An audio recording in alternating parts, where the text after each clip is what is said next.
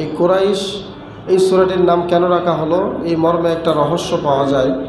সেটি হলো, মক্কার একটি গোত্রের নামই ছিল কুরাইশ। আমরা সবাই জানি এই গোত্রেই আমাদের নবী, বিশ্ব নবী মুহাম্মদ রাসূলুল্লাহ সাল্লাল্লাহু আলাইহি ওয়াসাল্লাম তিনি জন্মগ্রহণ করেছিলেন। এবং এই সূরাতে কুরাইশদের ওপরে আল্লাহ রাব্বুল আলামিনের বিভিন্ন অনুগ্রহের কথা আল্লাহ তুলে ধরেছেন। তাদের উপরে আল্লাহ তাআলা কি কি অনুগ্রহ করেছিলেন সেগুলো আল্লাহ আলোকপাত করেছেন। এবং এই গোত্রের নাম অনুসারেই এই সূরাটির নামকরণ করা হয়েছে সূরা আল কুরাইশ।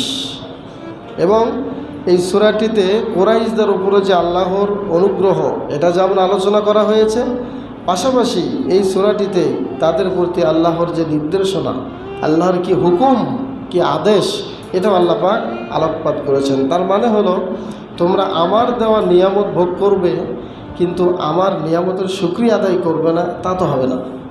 এজন্য আল্লাহ পাক নিয়ামতও দিয়েছেন। নিয়ামত দেওয়ার পরে তাদেরকে কি করতে হবে, তাদের কাজ কি, তাদের দায়িত্ব কি, এ সম্পর্কে আল্লাহ তাআলা সেখানে আলোকপাত করেছেন। এই সূরাটির একটা সারনজল আছে।